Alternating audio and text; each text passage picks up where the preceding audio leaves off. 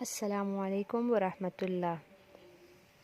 آج ہم 9th class کی اسلامیات کا سبق پڑھیں گے، نماز۔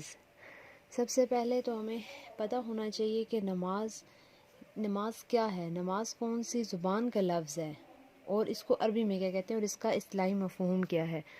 تو سب سے پہلے تو ہم بچوں کو بتائیں گے کہ دیکھیں لغوی معنی، سب سے پہلے نماز کا لغوی معنی کیا ہے۔ نماز فارسی زبان کا لفظ ہے، عربی زبان میں نماز کو صلاۃ کہتے ہیں۔ صلاۃ کے معنی دعا کرنا اور التجا کرنا۔ اس کو یاد کرنا مختصر میں یاد کرنا یہ آسان ہو جائے گا کہ سب سے پہلے لغوی معنی یہ یاد کر لیں، اس کے بعد اصطلاحی معنی نماز وہ بدنی عبادت ہے جو ہر عاقل بالغ مسلمان پر فرض ہے۔ تو یہ اس کے مختصر، اگر آپ کے سوال آ جاتا ہے کہ نماز کا لغوی اور اصطلاحی معنی بتایا جائے تو اس میں آپ جو ہے یہ لکھ سکتے ہیں، کیونکہ اس کی جامع تعریف ہے اور یہ جو ہے آپ کو آسانی سے یاد رہے گی۔ اس کے بعد ہم آتے ہیں اسلام اگر پوچھا جائے اسلام کے بنیادی ارکان یہ کہاں سے ہے، تو اسلام کے سب سے پہلے کیا ہے، آپ حدیث لکھ سکتے ہیں کہ بنی الاسلام علی خمس شہادت اللہ الہ الا اللہ واقام الصلاۃ وایتاء الزکوٰۃ والحج وصوم رمضان۔ اس کا ترجمہ کیا ہے، اسلام کی بنیاد 5 چیزوں پر رکھی گئی ہے۔ خمسو کہتے ہیں 5 کو، ٹھیک ہے۔ شہادت گواہی دینا، سب سے پہلا کیا ہے، گواہی دینا لا الہ الا اللہ کوئی معبود نہیں مگر اللہ کے، اور محمد رسول اللہ، آگے ہے محمد صلی اللہ علیہ وسلم اللہ کے بندے اور رسول ہیں۔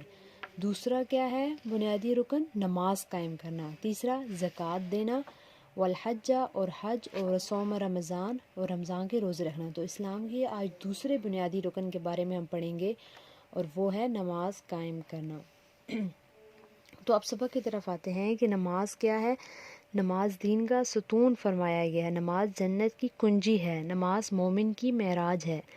یہ ساری نماز مومن کی آنکھوں کی ٹھنڈک ہے، نماز قرب الہی کا بہترین ذریعہ ہے، نماز اللہ تعالیٰ کی رضا کا باعث ہے، نماز پریشانیوں اور بیماریوں سے نجات کا ذریعہ ہے، نماز بے حیائی اور برے کاموں سے روکتی ہے، نماز مومن اور کافر میں فرق کرتی ہے، فرض نماز کے لیے مقررہ وقت شرط ہے، نماز انسان کو وقت کی پابندی اور نظم و ضبط کا درس دیتی ہے۔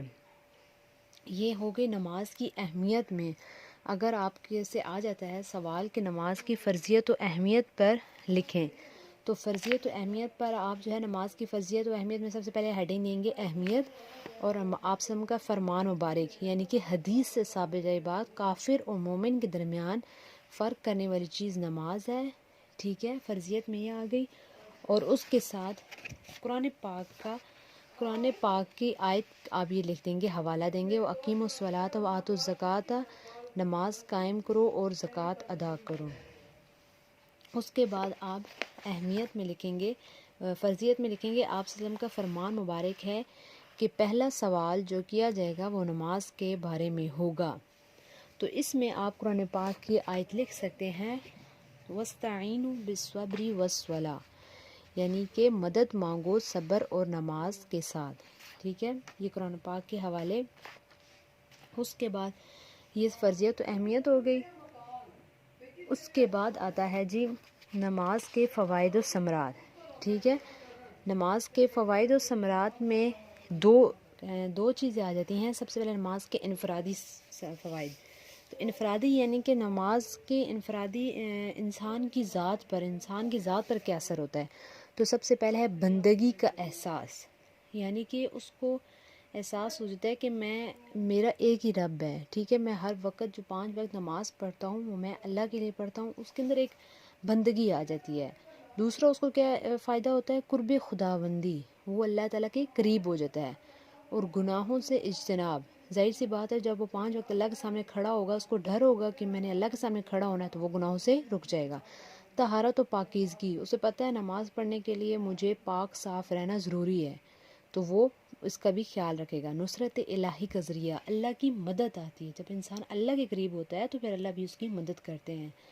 اور آخری ہے روحانی سکون، اس کے دل کو سکون مل جاتا ہے۔ سب سے بڑی آج کل کی سب سے بڑی جو ہے مسئلہ یہی ہے، سب کو اندر سے سکون نہیں ہے، تو وہ سکون ہمیں سب کو کیسے ملے گا؟ نماز پڑھ کر ملے گا۔